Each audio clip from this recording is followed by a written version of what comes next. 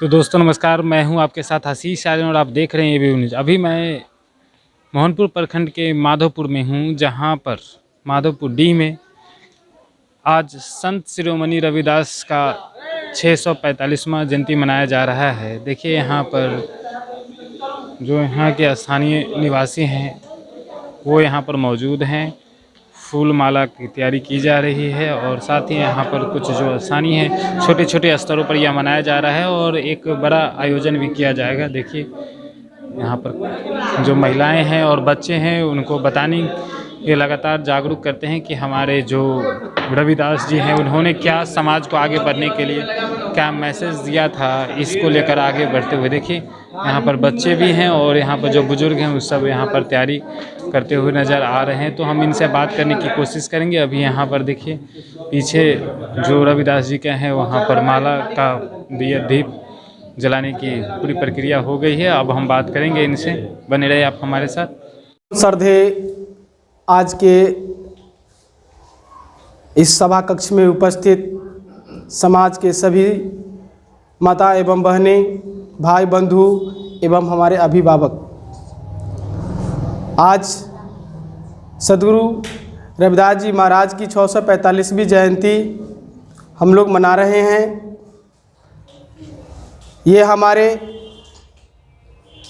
समाज के लिए, पूरे देश दुनिया के लिए जो इन्होंने अपना विचार दिया, आज उस विचार को हम लोगों को अपने समाज में, अपने परिवार में, अपने जेहन में उतारने की ज़रूरत है। आज पूरे दुनिया में संत शिरोमणि रविदास जी महाराज की जयंती हर्षो उल्लास एवं बड़े धूमधाम से मनाया जाता है।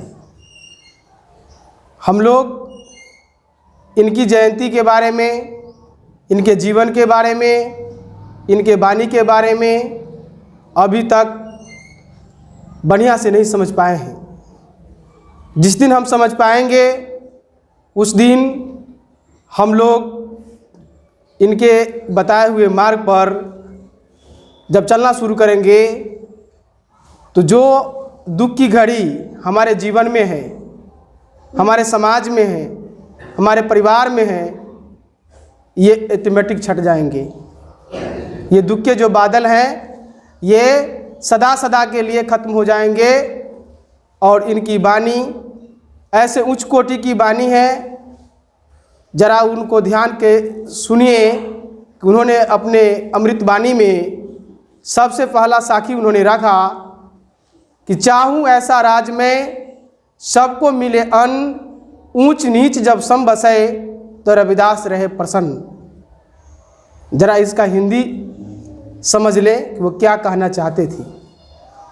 उनकी हार्दिक इच्छा था कि चाहूँ ऐसा राज में, यह देश ऐसा हो जिसमें सब बराबर में बैठे, सब लोग एक दूसरे के साथ प्यार करें, मोहब्बत करें, एक दूसरे के बीच भाईचारा हो, सद्भावना हो, हम दूसरे के दुख से दुखी हों और दूसरे के दुख में शरीर से, धन से एवं विचार से उनकी सहायता करें।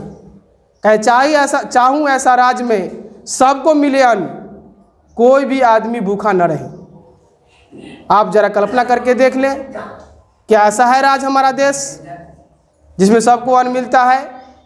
हम मेहनत करके खा लेते हैं, लेकिन कुछ ऐसे हमारे समाज में है उनको बेहतर भोजन नहीं मिल पा रहा है। तो रविदास जी महाराज कहे कि चाहूँ ऐसा राज में सबको मिले अन्न, ऊंच नीच जब सम बसे तो रविदास रहे प्रसन्न। जब सब एक साथ बैठकर आपस में भाईचारा रखेंगे तब हम प्रसन्न होंगे, तब हम खुश होंगे। अभी यदि कुछ लोग मन में होता है कि ये पढ़ लिख गए हैं, कुछ धन कमा लिए हैं, तो इनके साथ हम बैठने योग्य नहीं हैं, ये उनकी ओछी मानसिकता है। और कुछ पढ़े लिखे लोगों में भी कमी है कि यदि पढ़ लिख गए तो अनपढ़ लोगों से नफरत करना शुरू कर देते हैं कि वो हमारे विचार नहीं मिलता है। उच्च कोटि के विद्वता में एक सबसे बड़ी बात है कि हमको सब चीज़ को लेके चलना होगा, तभी समाज और देश दुनिया आगे बढ़ेगा, अन्यथा नहीं बढ़ सकती। सद्गुरु रविदास जी महाराज की जो वाणी है उसमें दूसरे शब्दों में उन्होंने कहा, हम अपने नीच जाति के हैं। लोग कहते हैं कि हम चमार हैं। हमारे मन में, हमारे बच्चे के मन में भर दिया गया शुरू से ही, ये बड़का जात है, उनके बच्चे से आप कल्ला बोलते हैं, काहे बोलते हैं, उनसे मुंह न लगाइए, बड़े लोग हैं, हम छोटे लोग हैं। क्यों? साधु रविदास जी महाराज की अमृत वाणी को जरा ध्यान से देखिए। उन्होंने कहा कि रविदास जन्म के कारणे होत न को नीच, नर को नीच कर देत है, ओछे कर्म की कीच।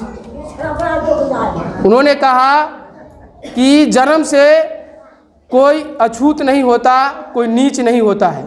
कहते रविदास जन्म के कारणे होत न को नीच, यानी कोई जन्म से यदि कोई ब्राह्मण के घर में पैदा ले लिया है और यदि उसका कर्म खराब है तो वो ऊंच किसी भी स्थिति में नहीं हो सकता। कहते हैं कि मानव को अपना कर्म ही उसको नीच करता है, न कि उसका जाति नीच करता है। कहते रविदास जन्म के कारण होत न को नीच, नर को नीच कर देता है, ओछे कर्म की कीच, यानी ओछापन जो समाज के लिए अच्छा नहीं है, चोरी करना, हिंसा करना, व्यभिचार करना, झूठ बोलना, निंदा करना, ईर्ष्या करना, ये तमाम प्रकार की जो बुराइयां हैं, यदि हम बुराइयां को हम शरीर में निहित रखते हैं तो ये बुराइयां ही मानव को नीचता के लिए अग्रसारित करता है, मानव को नीच बनाता है। सदगुरु रविदास जी महाराज की अगली वाणी, उन्होंने समाज की श्रेष्ठता के प्रति, समाज को सुंदर बनाने के लिए उन्होंने और सारे वाणियाँ, बहुत सारे वाणी उन्होंने अमृत वाणी में रखा। उनके विचार पढ़ने योग्य है, समझने योग्य है। उन्होंने कहा कि हरि से हीरा छार के करे आन की आस, ते नर जोजक जाएंगे सत भागे रविदास। कहने का तात्पर्य, हरि का अर्थ कई रूपों में होता है। हिंदी साहित्य में हरि माने सांप भी होता है, हरि माने विष्णु भगवान भी होते हैं। तो कहते हैं हरि से हीरा छाड़ के, हरि माने परमात्मा, तो ये विष्णु भगवान वाले परमात्मा नहीं, ये चराचर जीवों में जितने भी हम जीव देखते हैं पृथ्वी पर, सब में परमात्माओं का वास है। कहते हैं उस पर दया दृष्टि करना चाहिए। अब दया दृष्टि करेंगे कब? जब हम उसको जान को बचाएंगे, उनकी जान की रक्षा करेंगे। कोई हमारा दुश्मन नहीं है पृथ्वी पर। सांप को हम देखते हैं, उसको मार देते हैं। सांप हमें क्या बिगाड़ता है? यदि आप अध्ययन करेंगे तो सांप नाइट्रोजन गैस लेता है, जो विषैला गल प्रकृति में सबसे ज़्यादा है। यदि उसको नहीं लेगा तो हम मर जाएंगे, उथल पुथल हो जाएगा। वो किसी न किसी रूप में हमारा दोस्त है, तो उसको हिंसक प्राणी होते हुए भी उसकी रक्षा करना चाहिए, उसको मारना नहीं चाहिए।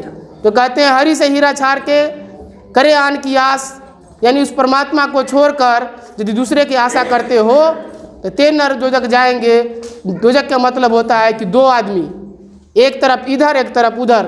तो आप किसी भी एक नाव, यदि नदी में दो नाव रख दिया जाए और एक पैर इस नाव पर रखिए, एक पैर इस पर नाव पर रखिए, और यदि पूर्वैया हवा बह गया, एक नाव को ठेल के इधर कर दिया, एक नाव को ठेल के इधर कर दिया, क्या किनारे जाएंगे? बीच में डूब के मर जाएंगे। तो इसी तरह सदगुरु रविदास जी महाराज कहते हैं कि वह नर दोजक में, यानी अधेर बुन में, न इधर का रहता है न उधर का रहता है। और हरि माने परमात्मा हीरा के रूप है, रत्न के रूप हैं, उनको हम छोड़कर यदि दूसरे को प्रति हम जाएंगे तो ऑटोमेटिक है कि हमको दुख के सिवा सुख कदापि नहीं मिलेगा। इन्हीं शब्दों के साथ आगे की कड़ी में हमारे डॉक्टर साहब अपना विचार व्यक्त करेंगे, फिर आगे